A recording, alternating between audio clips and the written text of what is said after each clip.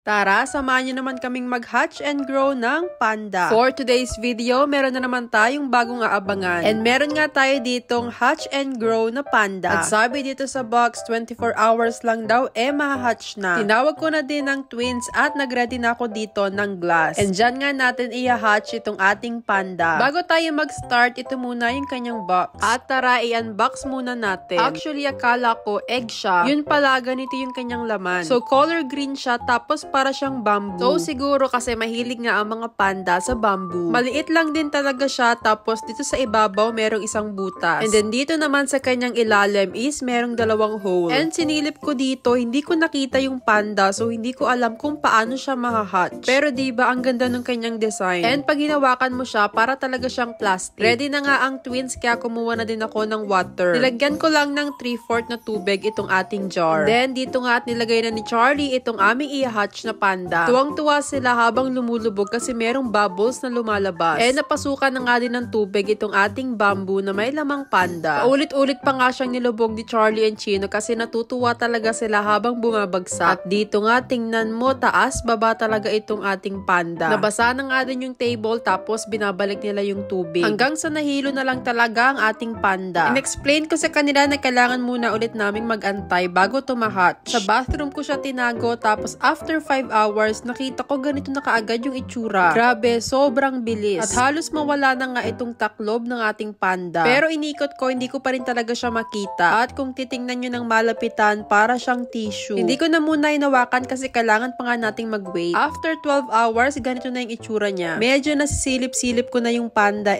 nakikita ko na nga yung kanyang ears. Diba, nakikita nyo na rin ba siya? Medyo shy type pa nga lang at medyo nagtatago pa siya dito sa kanyang jar. After 24 hours, dito ko na nakita yung kanyang face. Diba, super cute ng ating baby panda. At dito ko na chinek yung mga nakapalibot sa kanya kung ano ba yung texture. And para talaga siyang papel, tapos pag hinawakan mo, parang nagiging powder. Tapos, tuluyan na nga dito nagpakita yung ating baby panda. Binalik ko na muna sa jar para ang twins ang mag-open. At super happy nga sila nung nakita na nila yung kanilang baby panda. I-dissolve na talaga yung buo niyang shell, tapos ito na lang yung natira. And ito na nga si baby panda. Diba, super liit lang niya. And yung texture ng panda, super slimy talaga siya. Kasi nga, diba, mag-grow pa siya. Naka-attach pa nga rin pala siya dito sa base, kaya tinanggal ko na muna. So, bali, ganun pala siya, nakagdo yung kanyang paa dito sa base. And for now, ganito pa lang siya kaliit. Napansin ko si Chino sa likod, kinagat yung base ng panda, akala niya siguro cookie. Binalik din muna ni Charlie yung panda dun sa jar kasi mas gusto pa daw niya na mas lumaki itong si baby panda. Habang si Chino naman, busy